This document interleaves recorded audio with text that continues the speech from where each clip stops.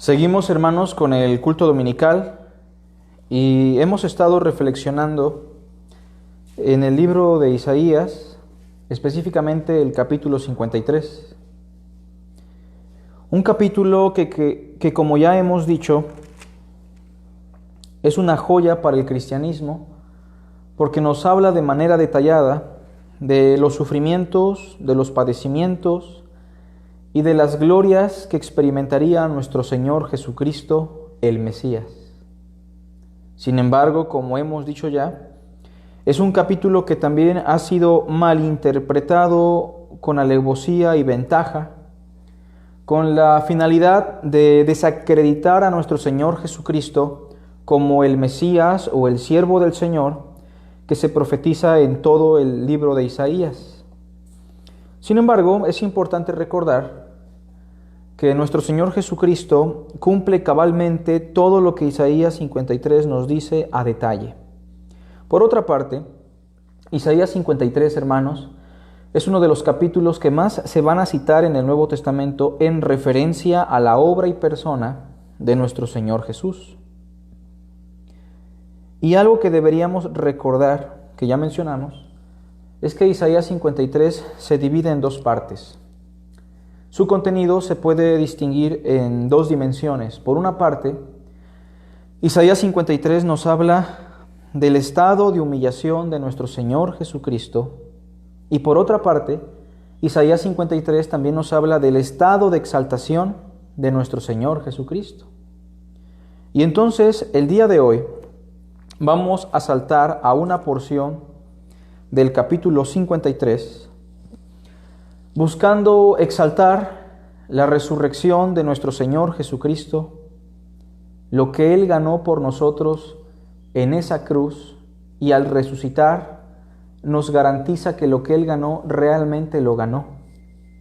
Hoy estamos recordando y conmemorando la resurrección de nuestro Señor, que aproximadamente hace 2000 años se efectuó en Jerusalén, un evento que de alguna manera trasciende en la esfera del cristianismo y que sin ese evento no podría existir realmente el cristianismo como se le conoce hasta hoy día. Para los discípulos debió ser más fácil predicar sobre la muerte de Cristo que predicar sobre su resurrección.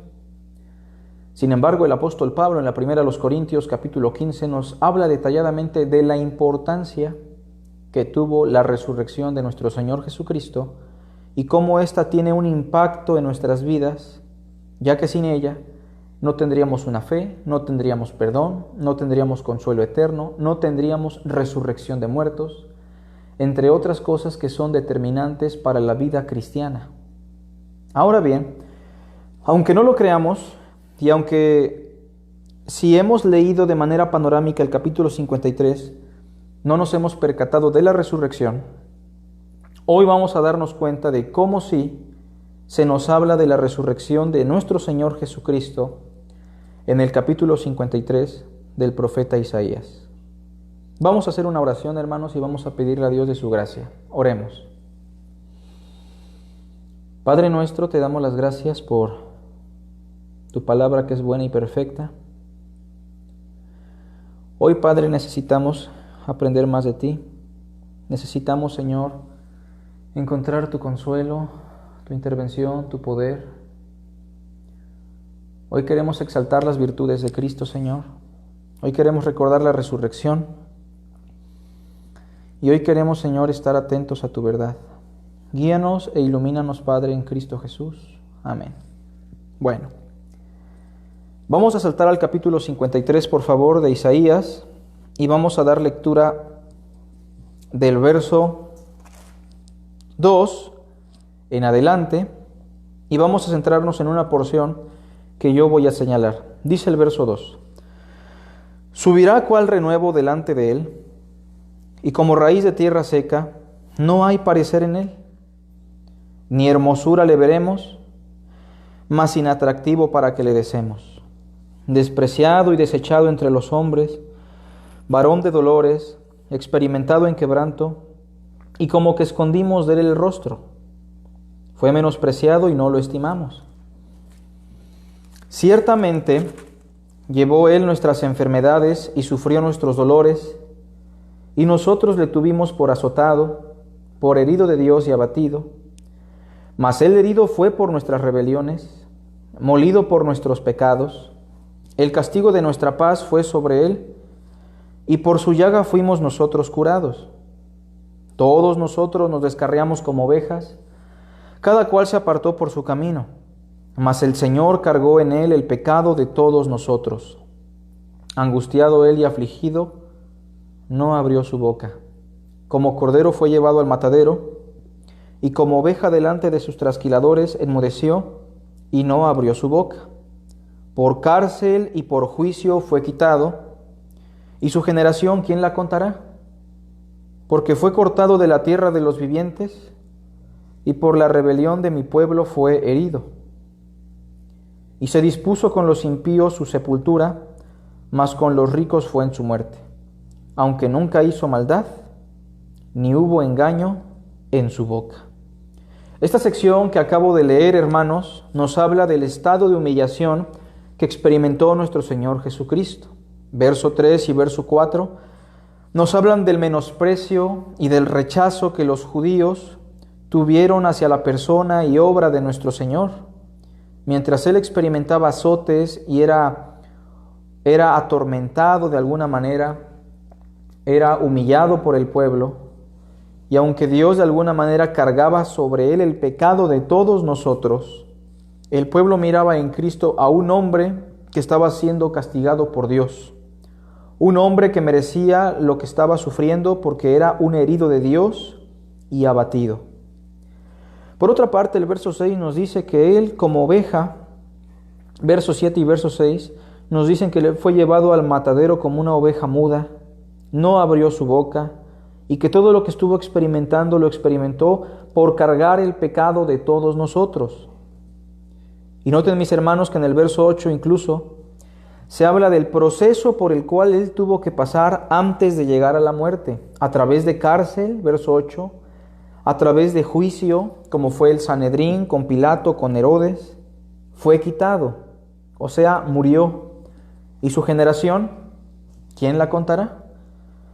Porque fue cortado de la tierra de los vivientes, y por la rebelión de mi pueblo fue herido. Por eso hemos dicho que el pueblo Israel no puede ser el siervo que se describe aquí, porque este siervo murió por la rebelión del pueblo, y el pueblo no puede morir por el pueblo, es Jesucristo el Mesías muriendo por la rebelión del pueblo judío. Verso 9, y se dispuso con los impíos su sepultura, mas con los ricos fue en su muerte, en alusión a José de Arimatea que dio el sepulcro. Aunque nunca hizo maldad, ni hubo engaño en su boca. Con todo eso, el Señor quiso quebrantarlo, sujetándole a padecimiento, verso 10. Y aquí viene la parte que hoy vamos a examinar, hermanos. Cuando haya puesto su vida en expiación por el pecado, verá linaje, vivirá por largos días, y la voluntad del Señor será en su mano prosperada. Verá el fruto de la aflicción de su alma y quedará satisfecho. Por su conocimiento justificará mi siervo justo a muchos y llevará las iniquidades de ellos. Por tanto, yo le daré parte con los grandes y con los fuertes repartirá despojos, por cuanto derramó su vida hasta la muerte y fue contado con los pecadores, habiendo él llevado el pecado de muchos y orado por los transgresores. Hoy vamos a hablar de la resurrección del siervo de Dios en la profecía de Isaías. La resurrección del siervo de Dios en la profecía de Isaías. Empezamos en el verso 10, mis hermanos. Dice el verso, con todo eso, el Señor quiso quebrantarlo, sujetándole a padecimiento. El padecimiento que experimentó nuestro Señor Jesucristo, la agonía que Él tuvo que experimentar, no se le puede comparar al sufrimiento que haya experimentado ningún otro ser humano que haya pisado la tierra. Porque aunque en un aspecto físico Podemos hablar de otros personajes en el cristianismo que han experimentado torturas peores que las que experimentó nuestro Señor. La situación de nuestro Señor Jesucristo, su sufrimiento, su padecimiento, su angustia, es incomparable por el hecho de que quien ejecuta todo esto, de quien recarga sobre él todo el sufrimiento, el padecimiento y la agonía, no solamente es el grupo de personas que estaban ahí ejecutando el dolor, sino que detrás de todo esto Dios estaba ejecutando su decreto sobre la vida del hombre perfecto Jesús de Nazaret. El verso nos dice que el Señor mismo fue quien quiso quebrantarlo, sujetándolo a padecimiento. Y eso significa que el gran sufrimiento de Cristo en la cruz radica en que Dios mismo lo quebrantó. Como dice Deuteronomio, maldito por Dios es el colgado. O como dirá también nuestro Señor y el Salmo 22, Dios mío, ¿por qué me has abandonado? ¿Por qué estás tan lejos de mi salvación? Dios mío, clamo a ti y no respondes. Es que en la cruz, hermanos, Dios cargó el pecado de los hombres en su Hijo, y esa relación perfecta que existía eternamente, esa intimidad mutua, eterna, entre el Verbo y Dios, entre Cristo y el Padre, se fractura en unos momentos en la crucifixión, en el Calvario. Y entonces Cristo está experimentando el peor tormento que nunca jamás alguien ha experimentado. Él está cargando con los pecados de todos los hombres y experimentando el tormento de todos los hombres que lleguen a creer en Él. En ese sentido, la expiación de Cristo es infinita. La expiación de Cristo es suficiente para todo aquel que crea en Él. Pero entonces, hermanos, después de hablar de los padecimientos que culminan con la crucifixión del Hijo de Dios, donde Dios el Padre lo quebranta, donde Dios el Padre lo maldice, donde Dios el Padre lo abandona por amor al hombre, donde realmente Cristo voluntariamente se sometió a esa voluntad. Nos dice el verso 10 que cuando todo esto haya pasado, cuando haya puesto su vida en expiación por el pecado, nos empieza a dar una lista de cosas que están implicando su resurrección y que nos abren la puerta para reflexionar sobre el estado de exaltación. Se nos dice en el versículo 10, cuando haya puesto su vida en expiación por el pecado, en primer lugar, verá linaje. En segundo lugar, vivirá por largos días. Número 3, la voluntad del Señor será en su mano prosperada.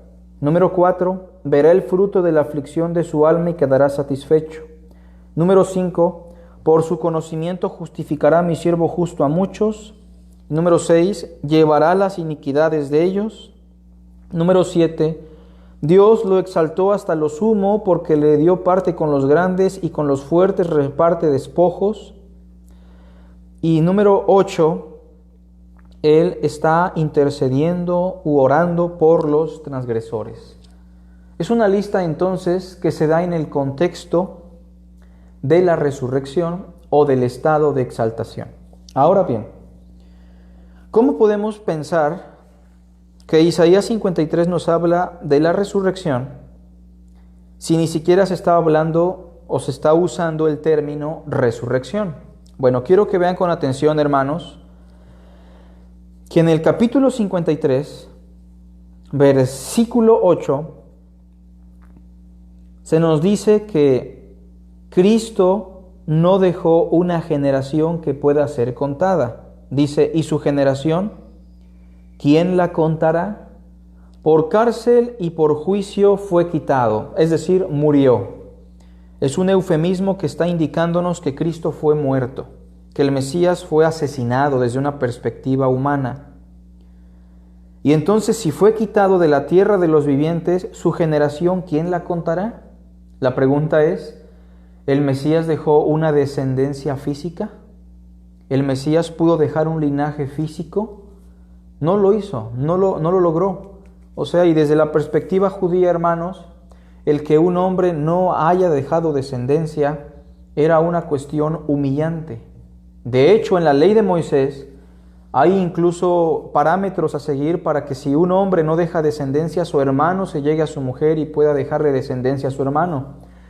En ese sentido, sabemos que Cristo obviamente no tuvo pareja, no tuvo mujer, no se casó, no fue la voluntad de Dios y se mantuvo perfecto, puro y sin pecado. Pero desde la perspectiva de Isaías, su generación, ¿quién la contará? ¿En dónde está la descendencia del Mesías? No la hay porque lo mataron. No existe porque lo asesinaron. Dice, porque fue cortado de la tierra de los vivientes, o sea, fue muerto. Y por la rebelión de mi pueblo fue herido. Y se dispuso con los impíos su sepultura, lo cual significa ya murió, eso pasó, murió. Se había dispuesto que fuera sepultado con los ladrones que estaban junto a él, si recuerdan Lucas capítulo 23 del 39 al 43. Pero dice que con los ricos fue en su muerte. Al final de cuentas, fue sepultado entre los ricos. Y recordamos la situación de José de Arimatea, quien le da el sepulcro, y entonces él llega a ser sepultado entre los ricos. Bueno, ¿por qué tenemos que examinar estos dos versos que acabamos de mencionar? Porque el versículo 10 nos dice que cuando haya puesto su vida en expiación por el pecado, verá linaje. ¿Cómo es posible que diga Isaías que el Mesías verá linaje si versos atrás nos dijo su generación? ¿Quién la contará? ¿Cómo es posible que el Mesías vio linaje si su generación no puede ser contada por el hecho de que fue muerto? Bueno, si el Mesías ve linaje, es precisamente porque se efectuó la resurrección de entre los muertos. El Mesías resucitó de entre los muertos. Dice el verso 10 también, vivirá por largos días. Y la pregunta es, ¿cómo el Mesías o el siervo prometido puede experimentar una vida por largos días? ¿Cómo puede vivir por largos días si se supone que fue quitado de la tierra de los vivientes? La voluntad del Señor será en su mano prosperada. ¿Cómo puede prosperar Dios, su voluntad en Cristo, en el Mesías, si fue muerto? Verá el fruto de la aflicción de su alma y quedará satisfecho. ¿Cómo puede estar satisfecho y ver con sus ojos el fruto de la aflicción de su alma si fue muerto? Todo esto tiene como respuesta, todo esto puede efectuarse cabalmente porque el Cristo resucitó de entre los muertos. Resucitó con el mismo cuerpo pero glorificado, elevado a un estado de gloria nunca antes visto. Dios exaltó la naturaleza humana del hombre Jesús, le hizo Señor y Cristo, y en ese sentido es que todas estas cosas se pudieron efectuar gracias a la resurrección. Y no es la única forma de explicar la resurrección de Cristo en el Antiguo Testamento, ya que tenemos profecías como, dijo el Señor a mi Señor, siéntate a mi diestra hasta que ponga a todos tus enemigos por estrado de tus pies. Profecías como, no dejarás mi alma en el Seol, ni dejarás que tu santo vea corrupción, aludiendo a la resurrección de Cristo. Y en ese sentido, mis hermanos, Isaías 53 nos está explicando que efectivamente el siervo murió, fue muerto por nuestros pecados, hizo expiación por el pueblo, hizo expiación por los hombres, pero también se nos dice que verá linaje. Vamos entonces a reflexionar sobre la primera frase. El siervo, quien resucitó evidentemente, verá linaje. Pero ¿cómo puede ver linaje si ya hemos dicho que él no tuvo una mujer? Si ya hemos dicho que él se mantuvo en una condición pura, sin haber tenido contacto con una mujer. Él no pudo dejar descendencia física. Pero ¿cómo dice el texto que verá linaje? Precisamente en Isaías, capítulo 9, versículo 6, se nos dice lo siguiente. Porque un niño nos es nacido, hijo nos es dado, y el principado sobre su hombro, Se llamará su nombre admirable, consejero, Dios fuerte. La siguiente frase es importante: Padre eterno. Verá linaje y aquí se le llama Padre eterno. Cuando examinamos la doctrina de la Trinidad, nos podemos dar cuenta, evidentemente por toda la información canónica, que hay un solo Dios vivo y verdadero. Esa es la primer premisa. Hay un solo Dios vivo y verdadero. Pero también en todo el relato bíblico podemos encontrar que ese único Dios vivo y verdadero existe en más de una persona. Hagamos al hombre a nuestra imagen, conforme a nuestra semejanza. Descendamos y confundamos sus lenguas, dijo Dios. ¿A quién enviaré y quién irá por nosotros?, dijo el Señor. Lo que encontramos en toda la Biblia, hermanos, es una pluralidad de personas en la unidad del ser de Dios. En ese sentido, la Biblia nos enseña que el Padre es Dios, el Hijo es Dios y el Espíritu Santo es Dios. Tres personas distinguibles con diferentes funciones que conforman al único Dios vivo y verdadero. En el principio era el Logos, y el Logos era con Dios, y el Logos era Dios. Yo y el Padre, uno somos. Algo que es importante mencionar es que Cristo no es el Padre. Quien murió en la cruz no fue el Padre, fue el Hijo. Quien nos eligió desde antes de la fundación del mundo no fue el Hijo, fue el Padre. Y quien mora en nuestro corazón no es el Padre ni el Hijo, estrictamente hablando, es el Espíritu Santo. Somos morada de Dios en el Espíritu. Pero entonces Isaías 9:6 dice que Cristo el Mesías será llamado Padre eterno, no porque Él sea el Padre, sino más bien porque en el contexto de Isaías, en este contexto mesiánico, el Mesías funge como Padre porque verá linaje.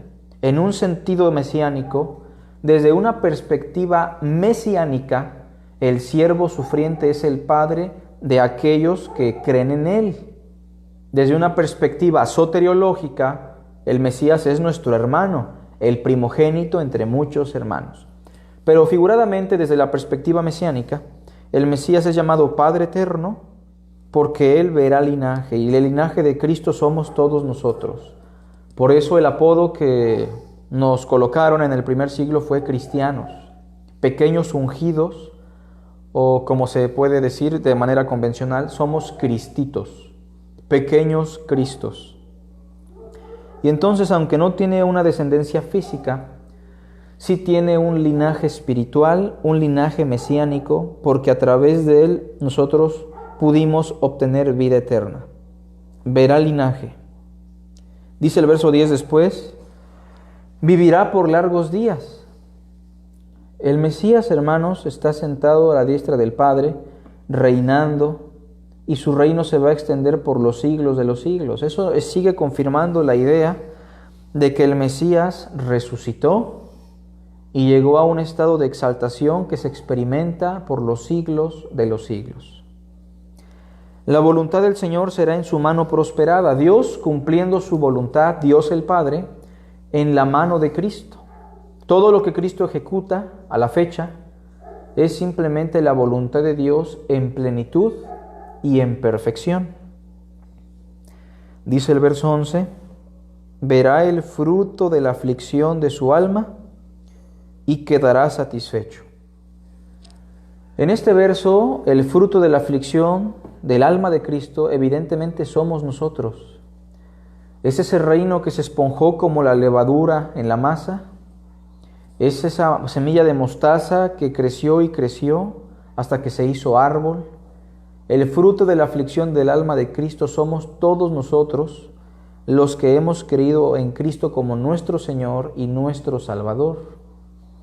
Y entonces, hermanos, noten que aunque no son todos los seres humanos los que han creído en Cristo, el verso 11 dice que quedará satisfecho, porque el buen pastor, aunque murió para que todos pudieran alcanzar salvación, si ese fuera el propósito divino, Y aunque su muerte tiene el poder infinito para salvar a 1000 universos de hombres en miles y millones de años de historia, la realidad es que el buen pastor su vida dio por las ovejas. La muerte de Cristo es suficiente para todos, pero solo es eficiente para algunos, aquellos a los cuales Dios el Padre escogió desde antes de la fundación del mundo.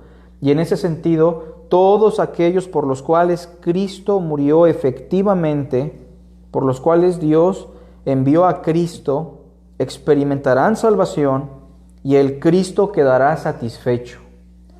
Y en ese sentido, hermanos, Cristo está satisfecho y quedará satisfecho porque todos los que deben ser redimidos con su sangre serán redimidos por su sangre. No depende del que quiere ni del que corre, sino de Dios quien tiene misericordia. Y entonces entendamos algo, la expiación de Cristo es suficiente para 1000 universos, si así lo queremos ver, pero solo es eficiente con ese remanente que Dios escogió desde antes de la fundación del mundo.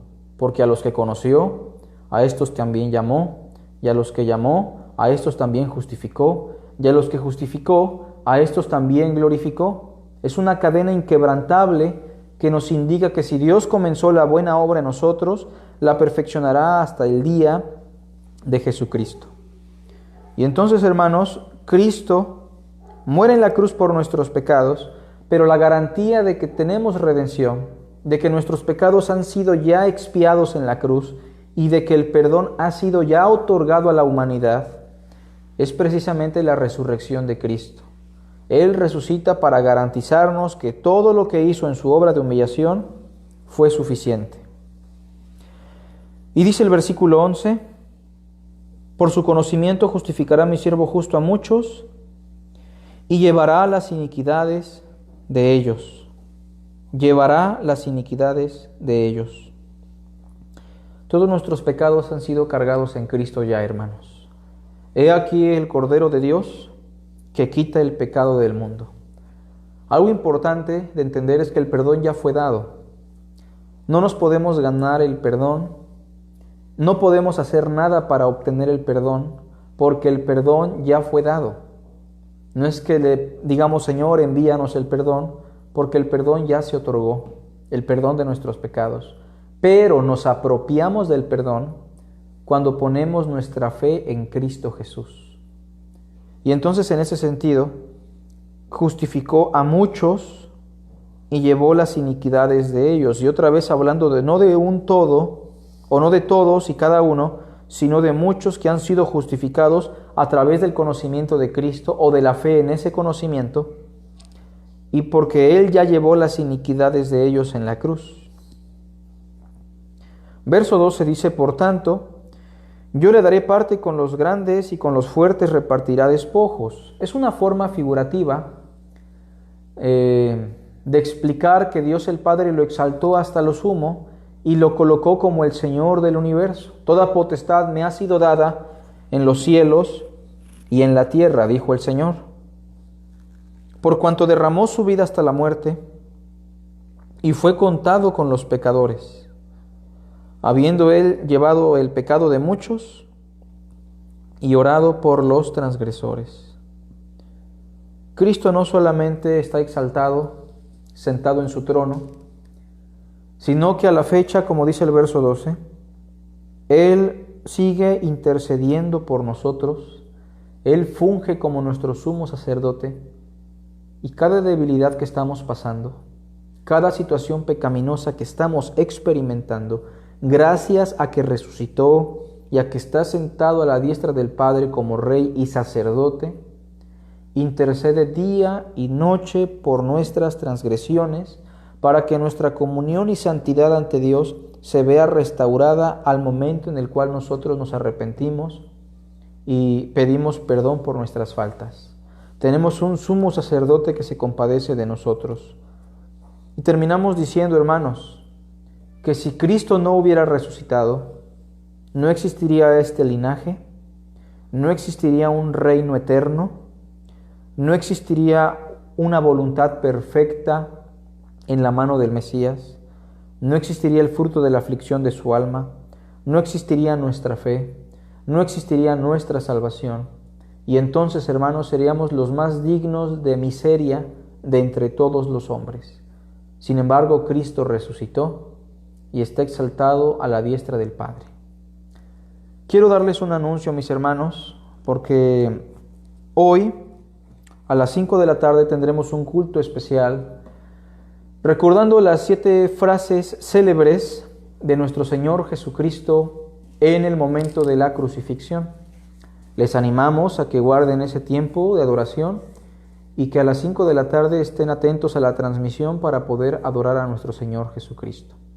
Que Dios les bendiga, mis hermanos. Nos vemos a las 5 de la tarde por este mismo medio. Saludos y un abrazo a todos.